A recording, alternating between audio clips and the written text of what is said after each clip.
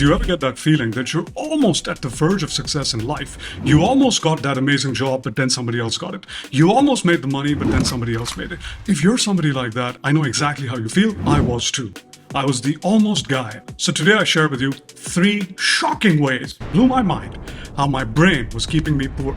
Let's get into it. Hey guys, my name's Yahya, founder and creator of Record Breaker, where I help you shatter past your highest revenue record months in the shortest amount of time. So let's get into it with the first way my brain was fighting me at every step of the way, stopping me, and that was mental programming. Now, you can call it a variety of things. You can call it the way you were brought up. You can call it indoctrination. Essentially, what it means is when we're growing up, our parents, our guardians, our teachers, elders, people in positions of authority tell us things that we believe to be true. They tell us who we are. They tell us what our place in the world is. They tell us how we should act, how we should behave, what sort of expectations we should have from life, and what sort of expectations we should have from ourselves. So in my life, I had a mix of things. I was told things like you should always work hard, you should never cheat people, you should always give it your best shot, you can achieve whatever you like provided you work hard enough at it. And at the same time, I was also told things like the world is a nasty place, money is hard to make, money comes to people who are crooked, you need to do something fishy, you need to do something wrong. And in my indoctrination,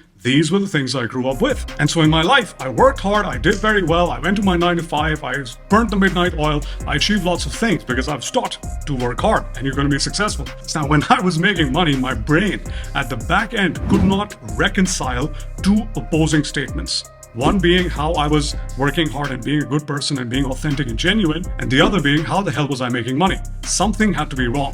And because my brain couldn't come to terms with it, it started sabotaging the money I was making. I had to lose a large amount of money twice before I learned this back-end mechanism that was going on, and I had to rewire my brain, and that's the 3rd time when I was able to keep the money. And so now I have clients that I work with, and every time they make money, all their beliefs that they were given to as a child or as a teenager or even later on in life, they start popping up and they're like, yeah, but I've always failed in business. How is this working? It's going to fail. I know this for a fact. So even when they're making money, they're only looking at the fact that they don't have money. I recently got off a call with a client who smashed way past 10 grand, $10,000 in a couple of weeks. She came to me and she said, yeah, I haven't made any money.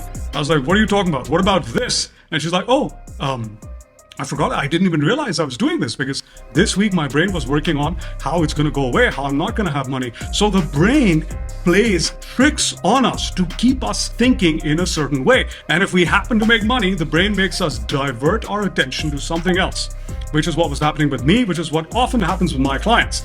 And that's right before we sabotage our money.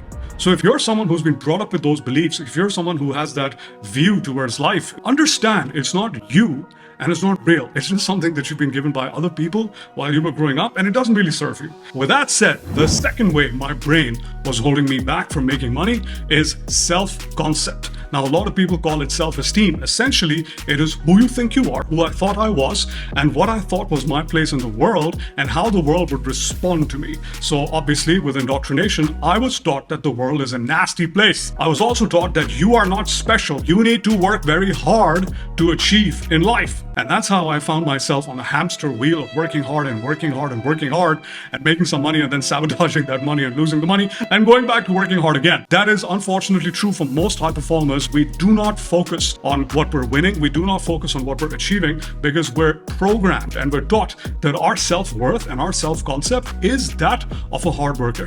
Money doesn't really factor in. Success doesn't really factor in. None of the other things factor in. Just work hard, work hard, work hard, which is often why I suffered from burnout, because working hard, not taking breaks, not spending time with the family, not doing anything, laser-like focus and fixation on an end goal. What did this make me good at? It made me very good at achieving things. Achieving the physique that I wanted, achieving the health that I wanted, achieving the business and the money and the companies that I wanted. How did it hurt me? It taught me that I have to keep working hard and otherwise all of it will go away. I was like, yeah, what do you want to do in life? Do you want to keep working hard and kill yourself? And that's when I decided that my concept of self needed to change. I was doing things in life without putting in much effort, and I was forcing myself to put in the effort for it to be perfect. So I embraced the philosophy that done is better than good and good is better than perfect, and I took it to heart. That's when I started thinking, maybe I don't need to work as hard as I thought I need to, to be able to make the same amount of money. And that's when it dawned on me that self-concept is everything. Today, when I work with other clients of mine, the first thing I ask them is how much money do they believe they're capable of making, because their capability and what they deserve. These are the two ends of the spectrum within which they will be able to make money. And if it's less than what they've told me they want to make, then it's time to upgrade their self-concept. And we start doing that way before they're making the money. By the time they make the money, they're not sabotaging the money. The third shocking way in which my brain was stopping me from making money was what I call referred history. Now, the concept is pretty simple. Every time we do something or we come upon a new stimulus, good or bad, doesn't matter, we refer back to our past to see what do we have? What have we learned about this? What have we heard about this? What do we believe to be true about this present situation? So here's an example. If a dog jumps out at you and in your past you've only seen friendly, loving dogs, you're going to smile, you're going to probably try to pet the dog, try to make friends with it. However, if in your past the only dogs you've seen are trained rabid dogs, dangerous dogs, you're going to get up and you're going to run away. The stimulus is the same. It's just a dog, but your perception of the dog is based on your past experience. In my life, every time I was experiencing a new way of making money, I would refer back to my life and see no proof. This is something new, yeah.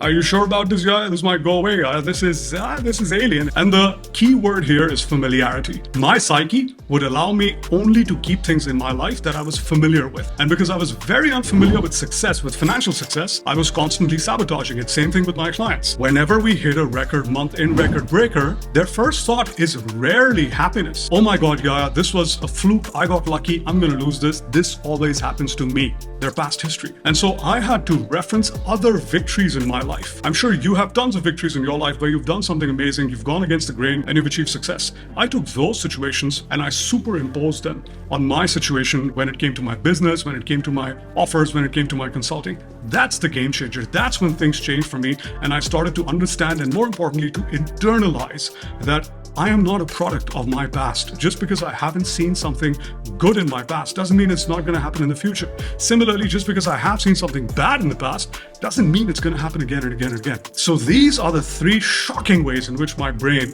was sabotaging me, in which it sabotages other clients of mine from making the money, and most probably it is also the way it sabotages you. I hope you found this video useful. I'm out of here. I'll see you in the next one. Bye-bye.